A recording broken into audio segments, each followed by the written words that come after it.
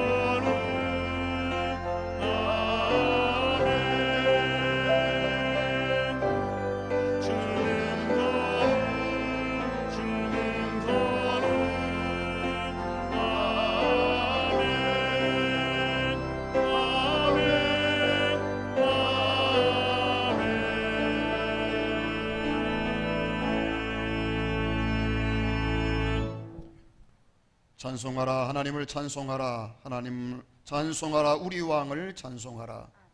하나님은 온 땅의 왕이심이라. 시의 시로 찬송할지어다. 하나님은 영이시니 예배하는 자가 영과 진리로 예배할지니라.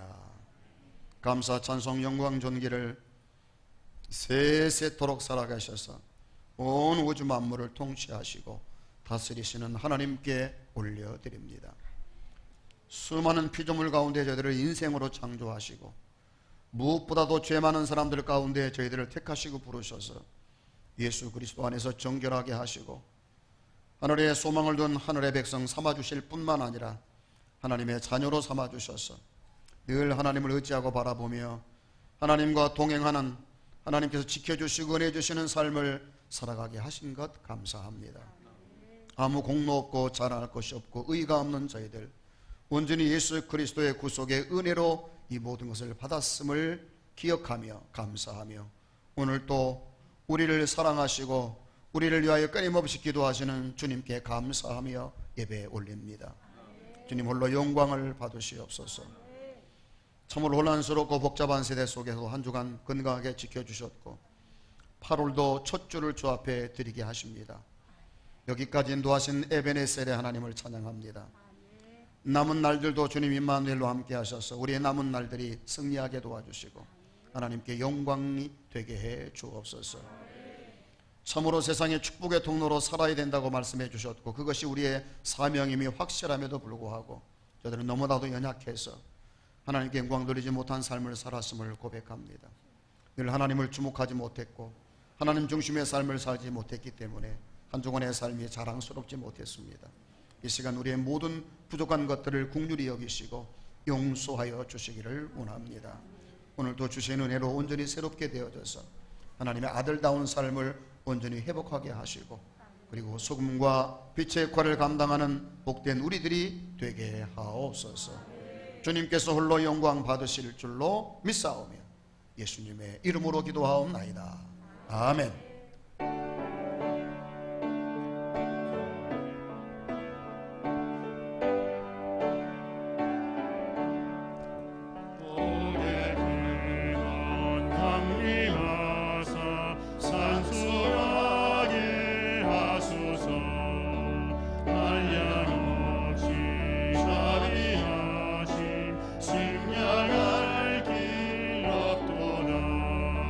천사들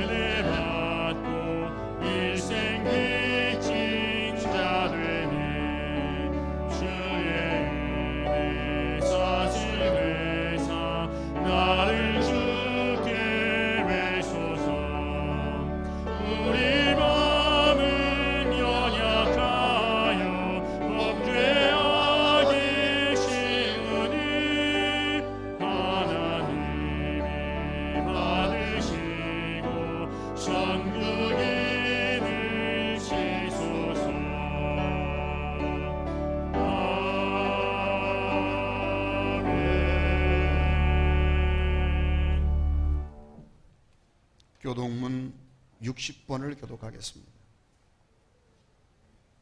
시편 139편입니다. 여호와여, 주께서 나를 살펴보셨으므로 나를 아시나이다.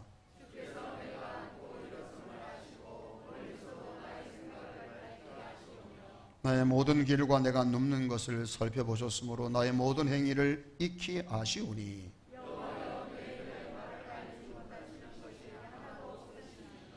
내가 주의 영을 떠나 어디로 가며 주의 앞에서 어디로 피하리까?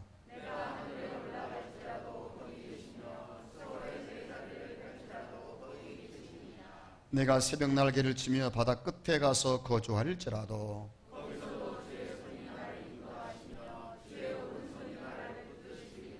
하나님이여, 나를 살피사 내 마음을 아시며 나를 시험하사 내 뜻을 아옵소서.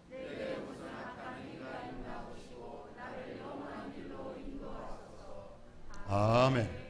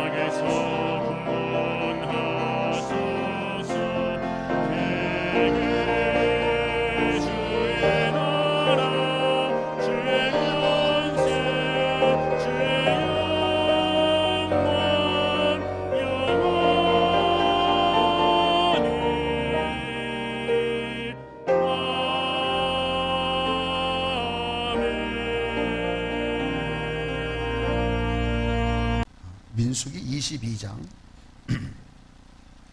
21절에서 35절까지 내용이 너무 길어서요, 21절에서 30절까지만 합독하도록 하겠습니다. 21절에서 30절까지 합독합니다.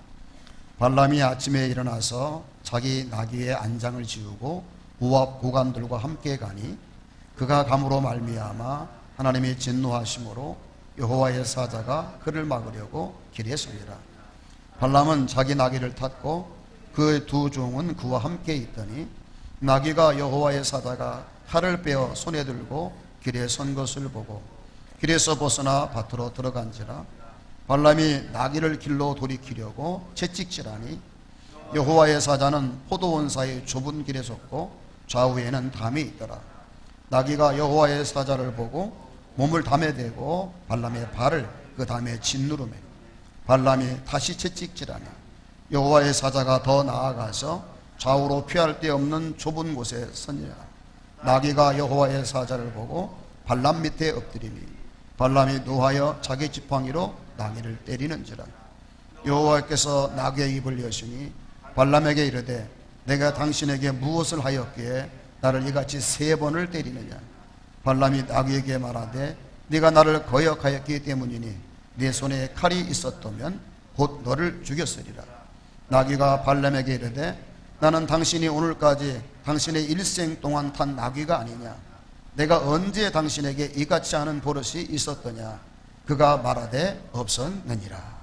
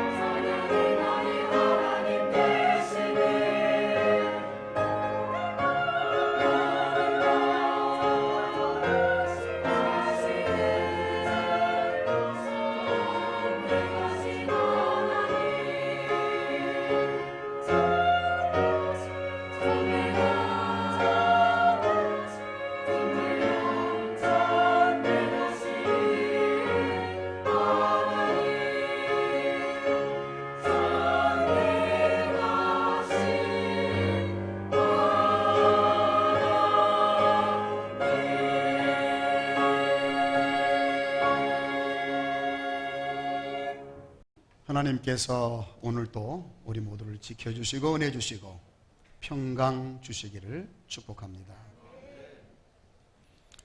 예수 믿는 사람들은 복을 받은 사람들입니다. 왜냐하면 예수 믿는다는 것 하나 때문에 운명이 바뀌었기 때문에 그렇죠.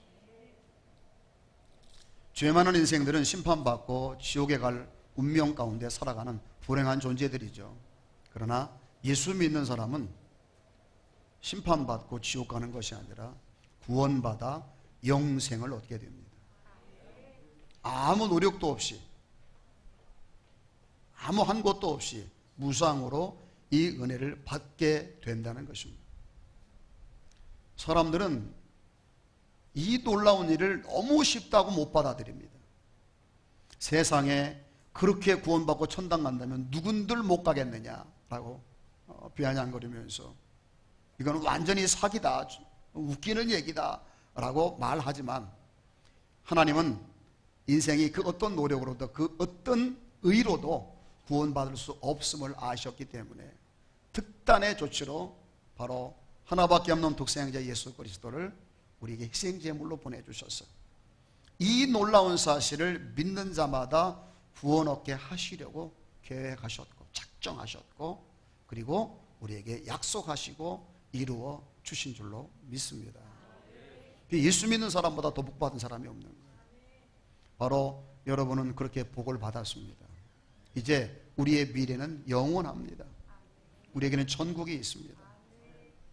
할렐루야. 왜 우리가 예배해야죠? 왜 우리가 일생 동안 헌신해야 하죠? 구원 받으려고 복 받으려고가 아니에요. 이미 구원을 받았고 복을 받았고 영생을 얻었기 때문이에요. 그래서 예배하는 거예요. 누구도 말릴 수 없는 하나님의 은혜고 선물이에요. 여러분, 예수 믿는 사람들은 이미 영생을 얻었다라고 선언하셨어요. 누가요? 바로 예수님께서요. 예수 믿는 사람은 이미 영생을 얻었어요. 내가 잘하면, 예수 믿어서도 잘하면, 착하게 살면, 노력하면 구원 받을 수 있을 것이다 라고 하는 그런 게 아니에요. 이미 우리는 구원을 받았어요. 이 믿음이 없으면 마지막 때는 여러분 흔들리게 됩니다. 마귀는요 집요하게 우리를 공격합니다. 무엇으로 공격하느냐? 우리의 허물들, 우리의 연약한 것들, 우리의 나약한 것들, 우리의 실수를 기억했다가 끊임없이 우리를 공격합니다. 너가 이런 사람인데 그래도 구원받을 수 있겠어? 너가 이런 사람인데 천국 가겠어? 너가 이런 일을 했는데 하나님 앞에 설 수 있어? 라고 끊임없이 우리를 참소합니다. 그러나 걱정하지 마시기를 바랍니다. 하나님은 우리 인생들을 아시기 때문에 그 모든 것들을 이길 수 있도록 예수 그리스도의 이름을 우리에게 주셨습니다. 우리는 마귀가 그렇게 말할 때 인정할 수 있어야 돼. 맞다. 네가 말하는 대로 나의 이 모든 것들은 결코 나를 구원할 수 없다. 나는 죄인이다. 죽을 수밖에 없다. 그런데 그래서 예수님이 이 땅에 오셨고, 그래서 예수님이 나를 위해 죽어주셨고, 그래서 부활하셨고, 그래서 승천하셨고, 그래서 성령을 보내주셨다. 여러분, 이 믿음을 새롭게 하시기를 축복합니다. 흔들려서는 안 돼. 그래서 의인은 믿음으로 말미암아 사는 거예요. 조금도 의심하지 마세요. 그 믿음이 점점 우리를 자라게 해서 우리의 작은 실수들, 허물들, 나약함들을 하나하나 이기고 극복하면서 우리 자신도 모르게 성장하여 예수님의 장성한 분량에 이르도록 우리를 인도하시고 세워주시리라 믿습니다. 하나님의 아들들이기 때문에 예배하는 것이지 하나님의 아들이 되려고 예배하는 게 아니라고 말합니다. 그 영원한 진리 흔들리지 않고 붙들어 가시기를 다시 한번 주의 이름으로 축복합니다. 오늘 말씀은 이 부올의 아들 발람이라는 제목을 가지고 두 번째 시간을 가질까 합니다. 앞으로도 서너 시간 더 이 말씀을 나눠야 될 것 같은데요. 오늘 내용은 전반적으로 이렇습니다. 하나님께서 처음에는 가지 말라고 했는데 발람이 그 다음날 어떻게 할까요? 라고 물어보니까 네가 가고 싶으냐? 그러면 가라. 그래서 발람이 그 다음날 아침에 일어나가지고 나귀를 타고 가려고 했는데 그만 나귀가 말썽을 부려가지고 사고를 쳤어요. 그래서 발람이 화가 나가지고 매를 때렸고, 놀랍게도 이 나귀가 말을 함으로 말미암아 발람과 다투는 사건이 있었다고 오늘 본문에 나와 있고, 결국은 우여곡절 속에 하나님이 사자를 통해서 가라고 명령하심으로 발람은 이제 모압 왕 발락에게로 향하여 가게 되었다고 하는 내용이 오늘 본문의 주된 내용입니다. 이 내용을 보고 있느라면 궁금한 것들이 몇 가지 있어요. 어떻게 나귀는 보고 있는데 발람은 못 보았을까? 천사가 칼을 빼들고 있는 걸. 이것도 좀 궁금하고요. 두 번째로 또 궁금한 건 나귀는 어떻게 말을 할 수 있었을까? 나귀의 구강 구조는 절대 말을 할 수가 없거든요. 근데 어떻게 말을 했어요? 이것도 좀 궁금합니다. 이 해결을 해야 될 문제겠죠? 이게 자칫 잘못하면 동화가 되고 신화가 되어버릴 가능성이 높아요. 여러분, 성경에 나와 있는 내용들은 동화나 신화가 아니라 사실입니다. 나귀가 말했다고 기록했다면 말한 거예요. 근데 이해가 안 되잖아요. 어떻게 나귀가 말을 할까? 세 번째로 또 우리가 궁금하게 관심을 가져야 될 부분은 하나님께서 가라, 가지 마라를 계속 반복하고 있는 거예요. 그 하나님의 의중이 뭘까? 이게 좀 우리가 좀 궁금해할 부분이겠죠? 그걸 한번 생각해 보면 이게 심각한 현상이 있는 게, 여러분, 나귀는 보는데 사람이 못 본다? 결국 하나님이 나귀의 눈을 열어서 보게 했기 때문에 나귀가 봤다는 건데, 천사를 말이죠. 칼을 빼들고 있는 걸. 그래서 나귀가 두려워가지고 막 밭으로 가고 담장으로 부딪히고 막 꿇어앉고 난리를 친 거예요. 어차피 하나님의 의도가 뭐예요? 발람을 경고하고 못 가게 하려는 거잖아요. 그렇다면 처음부터 발람의 눈을 열어주셔서 보게 하시면 될걸. 왜 나귀의 눈을 열어서 먼저 보게 해가지고 이 난리를 치게 했을까? 이거 굉장히 궁금하잖아요. 어차피 발람을 교훈하고 경고하려는 거라면 발람에게 보여주면 될 거 아니겠어요? 하나님이 눈을 열어주심으로 나귀도 천사를 보았고 나중에 누구도 봅니까? 발람도 보잖아요. 이게 좀 그렇죠. 그리고 나귀가 이제 입이 열려가지고 막 때리니까 왜 나를 때립니까? 하고 이제 말을 시작한 거예요. 그러니까 주인이 뭐라고 그랬어요? 내가 너를 왜 때리겠느냐? 네가 나를 거역했기 때문에 때린 것이다. 내 손에 칼이 있었더라면 너를 죽였을 것이다 라고 화가 나가지고 이 나귀에게 발람이 말을 합니다. 여러분, 이때까지도 발람이 이 상황이 어떤 상황인지 알아요, 몰라요? 아니, 나귀가 말을 했다는 것만 듣고도 기절초풍을 해야 되는데, 기절을 해야 되는데 전혀 지금 나귀하고 무슨 대화를 하는 것 같은 느낌이 드는 상황입니다. 그러니까 나귀가 뭐라고 하죠? 주인이여, 내가 일생 동안 당신을 모셨는데 언제 내가 이렇게 하더이까? 한 번도 당신을 힘들게 한 적이 없고 말 듣지 않은 적이 없는데. 그러니까 이 발람이 뭐라고 그랬어요? 듣고 보니 그렇네. 이런 상황들이 도저히 이해가 안 되는 거예요. 그 다음에 또 우리가 이 말씀 속에서 참 궁금해하는 것들 중에 하나가 뭐냐면, 하나님은 왜 이렇게 자꾸 반복하시냐? 처음에는 가지 말라고 했는데 또 발람이 원하니까 가라고 했다가, 그래서 그 다음날 아침에 나귀를 타고 가려고 하니까 또 못 가게 천사를 내려보내가지고 화가 나셔서 칼을 빼들고 발람을 죽이려 했다. 뭐 이런 내용들. 그리고 또 발람이 뭐라고 했죠? 주께서 기뻐하지 않으시면 돌아가리까? 그렇게 얘기해요. 그러니까 또 이 사자가 뭐라고 그래요? 아니다, 가라. 가지 말라, 가라. 가지 말라, 가라. 가지 말라, 가라. 계속 하나님은 번복을 하시는 거예요. 여러분, 하나님의 말씀은 불변하신 걸 믿으시죠? 하나님이 하신 말씀은, 한 번 하신 말씀은 취소됨이 없어요. 그런데 하나님은 이 발람에 대해서 벌써 여러 번 말을 바꾸었어요. 그러니까 보통 이 객관적으로 바라보는, 우리의 눈으로 바라보는 이 사건은 하나님이 왜 이렇게 변덕을 떠실까? 왜 하나님이 이렇게 자주 바꾸실까? 라고 하는 부분에 대해서 궁금해하지 않을 수 없는 거예요. 도대체 하나님은 어떤 생각으로, 어떤 마음을 가지고, 어떤 계획이 있기 때문에 발람에게 이렇게 하셨을까 하는 겁니다. 자, 이 내용을 통해서 저와 여러분들이 첫 번째로 찾아내고 발견해야 할 진리가 있는데, 그게 뭐냐면 하나님의 속성이에요. 하나님이 도대체 이 말씀 속에서 당신의 어떤 부분을 계시하고 싶으셨을까 하는 거지요. 여러분, 하나님을 알고 그의 보내신 자를 아는 것이 곧 영생이라고 성경은 말했어요.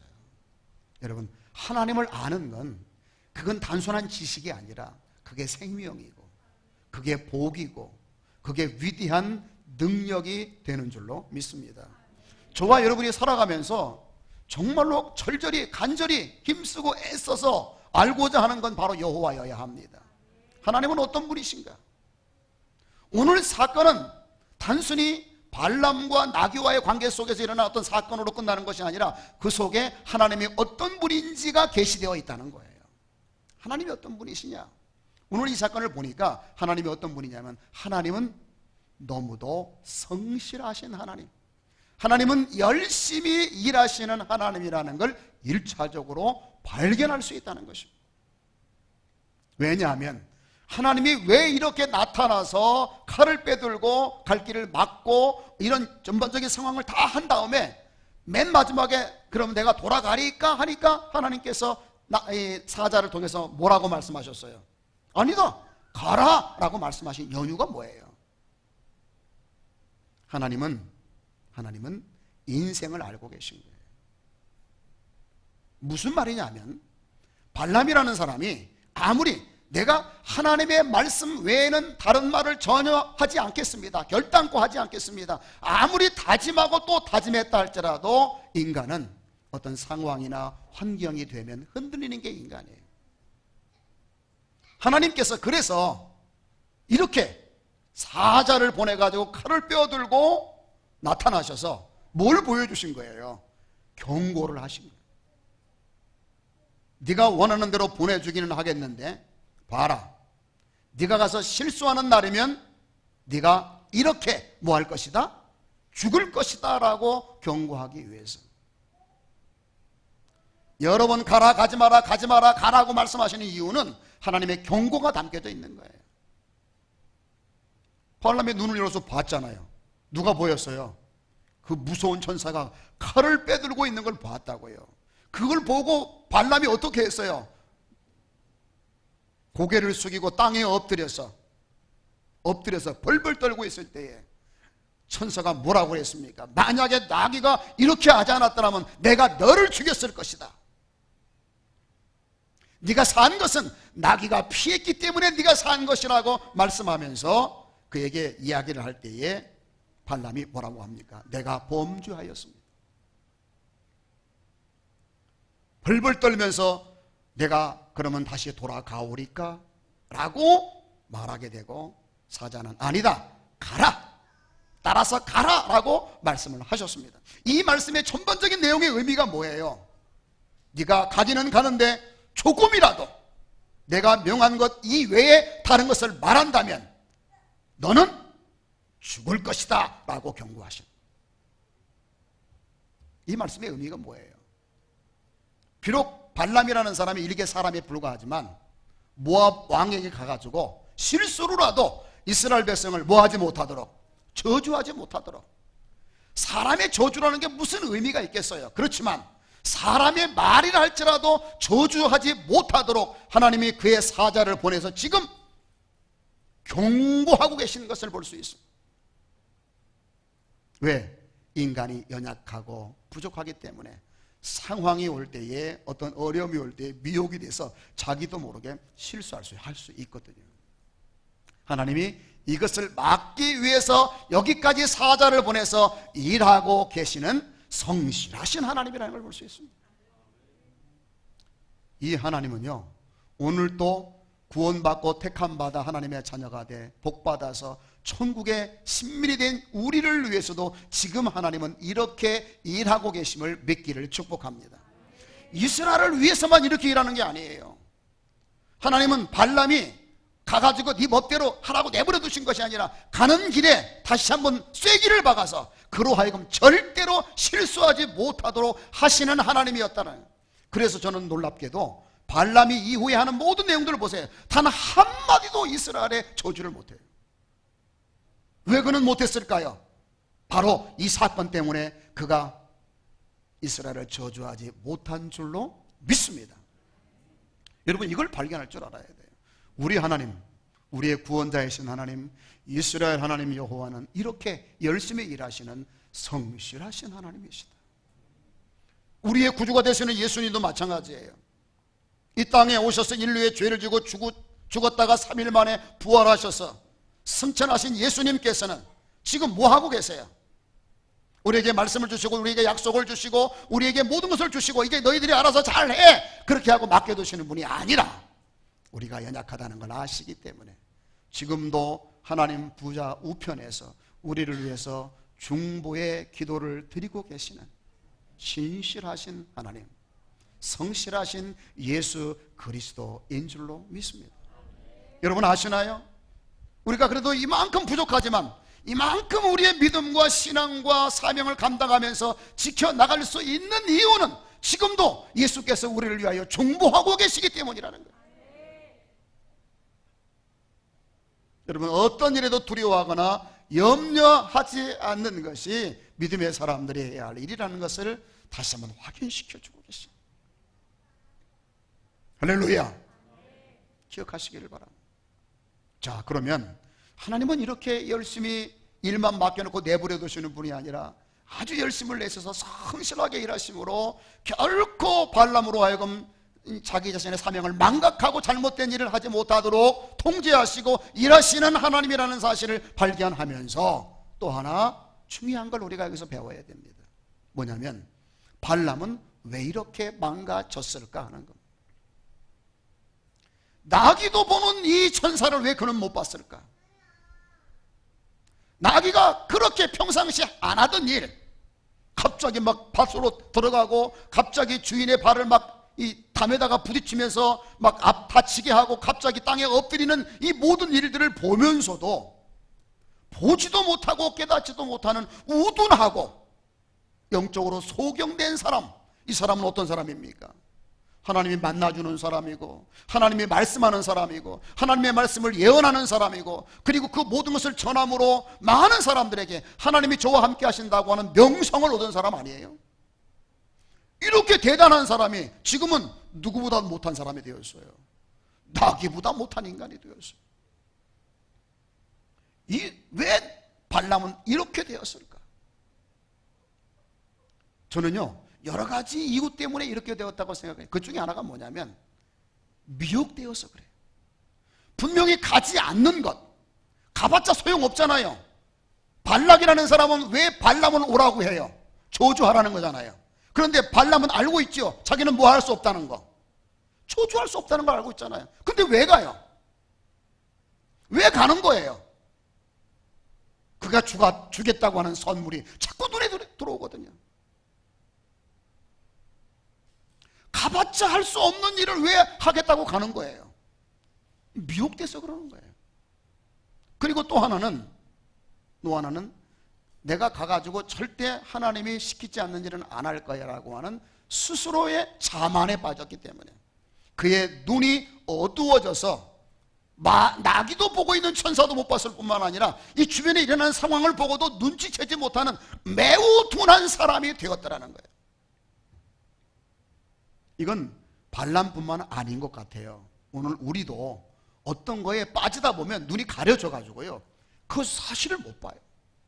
그리고 어떤 전조 증상들이 막 나타나는데도 불구하고 그것이 의미하는 바가 무엇인지를 모르고 산단 말이죠. 그래서 큰 일을 벌이는 사람들, 사고를 치는 사람들이 우리 주변에 얼마나 많이 있는지 모릅니다. 발람이 이렇게까지 둔하고 이렇게까지 소경된 사람이 되었던 이유 중에 하나가 바로 그거예요. 방심했던 거죠. 자기 자신을 너무 신뢰한 거예요. 바로 이것이 발람으로 하여금 이런 일을 벌이게 만들어, 심지어는 나귀에게 책망까지 듣는, 내가 언제 당신에게 그렇게 하더이까? 내가 이렇게 하면은 당신이 눈치채야 하지 않겠습니까? 이 정도 했다면. 그런데 나귀는요 그 주인에게 이 말은 안 했어요. 내 앞에 누가 있었습니다? 천사가 있습니다는 말을 안 하잖아요. 이쯤 됐으면 발람이라는 사람은 눈치채고 이게 무슨 일인가 하고 자신을 돌아보면서 빨리 점검을 했어야 되는데, 이렇게까지 이런 상황이 일어나는데도 불구하고, 이거 기적이잖아요. 나귀가 말까지 하는데도 도대체 이게 무슨 의미인지 모르는 둔감한 사람이 되었다는 것이죠. 뭐 때문이다? 사람이 미혹되고 방심하게 되면 이렇게 된다는 것을 알아야 됩니다. 예수님께서도요, 사랑하는 제자들에게 기회가 있을 때마다 이런 말씀을 하셨어요. 깨어라, 근신하라, 기도하라, 시험에 들지 않게 기도하라. 여러분, 믿음의 사람들에게 있어서, 신앙인들에게 있어서 아주 중요한 게 있어요. 마귀는 기회만 있으면 우리를 넘어지게 하려고 하는데, 더 중요한 건 우리가 깨어있는 거예요. 왜 우리가 깨어있어야 되는 줄 아세요? 하나님의 약속은 불변이에요. 분명히 하나님은 우리와 함께 하시고 우리를 떠나지 않으시고 우리를 버리지 아니하실 것입니다. 아멘. 절대 하나님은 변하지 않습니다. 그런데 그 약속을 받아 믿음으로 순종하고 실행해야 하는 우리는 약한 인생입니다. 그리고 그 하나님께서 우리를 이끌어 가실 때의 그 방법들이 너무나도 신기하고 묘하고 너무나도 예측할 수 없는 것들이 너무나도 많기 때문에 우리가 근신하에 깨어서 주의하지 않으면 그 뜻을 제대로 파악하지 못해서 제대로 따르지 못함으로 복된 삶을 놓칠 때가 많다는 걸 알아야 됩니다. 우리는 연약합니다. 그리고 하나님의 역사는 너무나도 신기하기 때문에 우리가 주의하지 않으면 모르는 것들이 너무나도 많은 거예요. 그렇기 때문에 항상 하나님께서 어떤 일을 하라고 명령하셨을 때에도 어떤 상황에 오든지 그 상황 속에서 하나님이 우리에게 요구하시는 바가 뭔지, 앞으로 가라는 것인지, 멈추어 서라는 것인지, 돌아가라는 것인지, 뛰어넘으라는 것인지, 뒤돌아서라는 것인지 우리는 모르잖아요. 그렇기 때문에 우리는 항상 불변하지 않는 하나님의 약속을 굳건하게 믿고 나가기는 하지만 항상 주밀하게 주의해서 우리의 상황을 살펴야 할 의무가 있다는 사실을 오늘 본문을 통해서 배워야 하리라 믿습니다. 발람이 이걸 모르는 거예요. 분명히 하나님은 사자를 보내가지고 다시 한번 도장을 찍어주기를 원했어요. 결코 이스라엘을 저주하지 말라. 이걸 말씀하려고 왔는데 그는 지금 보지도 못하고 깨닫지도 못하는 거예요. 이런 상황이 일어나. 여러분, 발람에게만 이런 일이 일어날까요? 오늘 저와 여러분에게도 동일하게 이런 일들이 있다는 사실을 믿고 기억하기를 축복합니다. 여러분, 그래서 우리는 둔하면 안 돼요. 성경에 보면 둔해서 망한 사람들이 많아요. 그러나 시간 민첩하게 하나님의 뜻을 헤아리고 알고자 했던 사람들은 끝까지 신앙의 영주를 다 했을 뿐만 아니라 승리하는 삶을 살았다는 걸 알 수 있습니다. 대표적인 사람 몇 사람을 든다면 먼저 실패한 사람 엘리 제사장을 들 수 있죠. 분명히 그의 자식들이 잘못하고 있었고 여러 가지 증상들이 있었어요. 그럼에도 그는 성경에 보니까 비둔한 사람이라고 말을 했어요. 다만 살이 쪄가지고 비둔한 것이 아니라 이 모든 상황을 보고도 파악하지 못하는, 제대로 보지 못하는 그런 영적으로 둔한 사람이었다는 뜻이죠. 그래서 어찌 됐습니까? 본인도 망하고 자식도 망하는 인생이 되었습니다. 그는 어떤 사람이에요? 사무엘을 키우는 위대한 선지자예요. 사사예요. 한나를 축복해가지고 사무엘을 낳게 한 사람이에요. 그런데 정작 자신과 자신의 자식들은 잘못되게 만든 사람이 되었습니다. 뭐 때문에 일어난 거예요? 어떻게 되겠지 않은, 하나님이 지켜주시겠지 않은, 이건 믿음이 아닙니다. 진정한 믿음은 깨어서 근신하는 것이라는 걸 보여주는 거예요. 유다에 유명한 왕이 있어요. 아사 왕이라고. 여러분, 아사왕은 정말 경건한 왕 중에 한 사람이에요. 그런데 그가 왕이 된 지 39년 되는 해에 발이 병이 들었어요. 제가 이게 무슨 병일까 생각해 보니까 당뇨병 같아요. 예, 당뇨병이라고 말은 안 했지만 왕이니까 얼마나 잘 먹고 잘 살았겠어요. 또 왕이니까 얼마나 또 말 타고 다니고 감어 타고 다녔겠어요. 운동을 안 했을 거 아니에요. 100% 당뇨가 오지요. 당뇨가 있으면 첫 번째로 오는 게 발에 병이 드는 거거든요. 그런데 나이 먹어서 병이 왔다고만 생각했는지 모르지만 이 성경은 이렇게 말했어요. 저가 발이 병이 들어서 중병이 들어서 움직이지 못하게 되었는데 하나님께 물어보지 아니하고 의원들에게 물어봄으로 하나님이 저를 죽이셨더라 그랬어요. 2년 동안이나 시름시름 앓다가 죽었어요. 성경은 분명히 말했어요. 저가 하나님께 묻지 아니하므로. 그러니까 하나님이 그에게 이 당뇨병을 허락하신 건 뭐 때문이었어요? 너무 교만해져 가지고 그가 잘못된 길로 갈까봐 염려하셔서 하나님을 의지하고 겸손하게 하나님의 뜻을 따르게 하려고 하나님이 사인을 보낸 건데 돈에서 몰랐어요. 여러분, 우리는 민감해야 합니다. 예민해야 합니다. 주밀하게 볼 줄 알아야 됩니다. 어떤 상황이 일어났을 때에 그 상황을 통해서 하나님이 말하려고 하는 게 무엇인지를 파악해야 돼요. 그러기 위해서는 우리가 두 눈을 뜨고 직시하고 바라봐야 할 뿐만 아니라 기도해야 합니다. 그런데 상황들을 잘 파악하고 민첩하게 반응을 보였던 사도 바울이나 베드로와 같은 사람들은 사역자의 길을 잘 갈 수가 있었고 칭찬받는 사람이 되었던 것을 우리는 잘 알 수 있습니다. 꿈에서 나타난 저 마게도냐에 손들어서 우리를 도와주셔야 한 그 꿈을 보고 바울은 알았어요. 아, 하나님이 아시아 쪽이 아니라 유럽 쪽으로 복음을 전하기를 원하시는구나라는 걸 깨달았어요. 환상 중에 베드로는 하늘에서 보자기가 내려오는 걸 보았는데 더럽고 짐승들 먹으면 안 되는 것을 자꾸 먹으라고 했는데 이게 무슨 뜻일까? 나는 안 먹는다고 말을 했는데 하나님은 자꾸 먹으라고 했어요. 이게 무슨 뜻일까? 무슨 뜻일까? 더러운 꿈인데 하고 무시하지 않았죠. 갑자기 저기서 어떤 사람이 자기를 찾는 소리를 듣고 그 사람이 이방인이라는 하나님이 저 이방인을 거부하지 말고 이방인과 같이 교제하고 그들에게도 복음을 전하라고 하시는 거구나 라고 민감하게 깨닫고 순종했기 때문에 그는 사도로서의 사명을 다할 수가 있었습니다. 아멘. 우리는 민감해야 됩니다.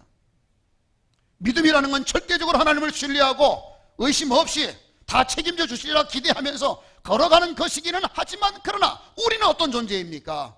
약합니다.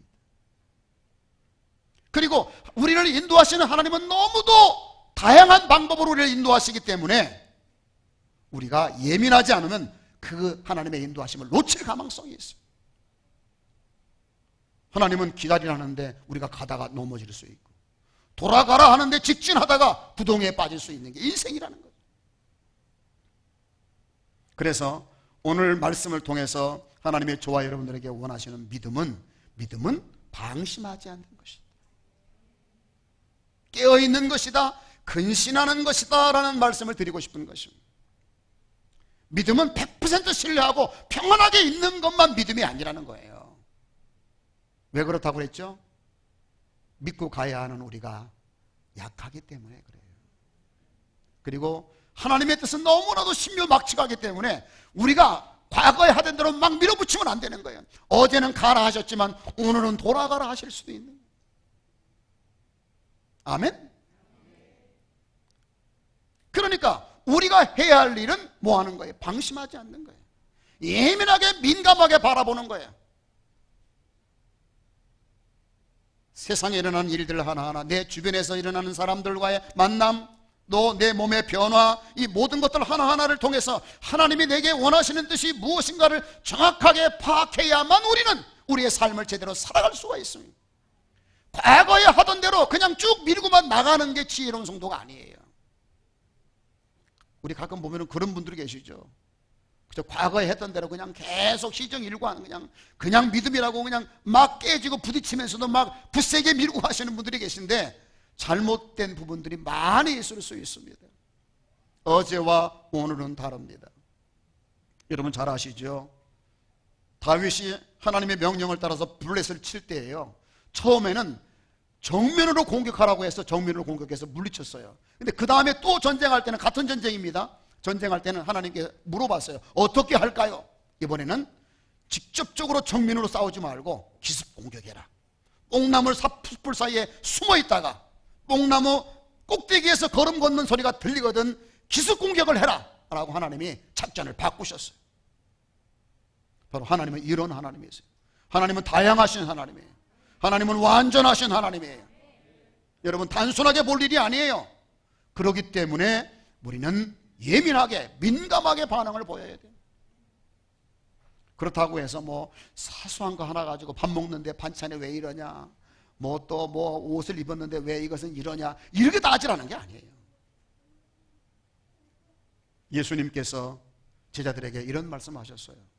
내가 너희들을 세상에 보내는 것은 양을 늑대나 이리들 가운데 보내는 것과 같다. 너희들이 가서 사역하고 일해야 되는 세상은 만만치 않은 곳이다. 그러므로 이제 너희들은 뱀처럼 지혜로워라. 비둘기처럼 순결해라. 전적으로 나를 의지해라. 너희들의 감각을 믿지 말아라 라고 말씀하시는 거 아니겠어요? 한 주간 우리는 살아가야 됩니다. 세상에서 축복의 통로로 전도자의 삶을 살아야 됩니다. 우리는 빛으로서 소금으로서 살아야 됩니다. 어제 하던 대로 그대로 밀어붙이지 마시고 순간순간 하나님께 도움을 구하셔서 그때 주시는 지혜로 말미암아 그것들을 돌파하시기를 바라고, 그것들을 정복하시기를 바라고, 그것들을 극복하심으로 이 발람처럼 실패하지 않는, 부끄러움을 당하지 않는 거룩한 성도들이 되어지시기를 주의 이름으로 축복합니다. 아멘. 다 같이 일어나셔서 파송호 찬양을 드리겠습니다.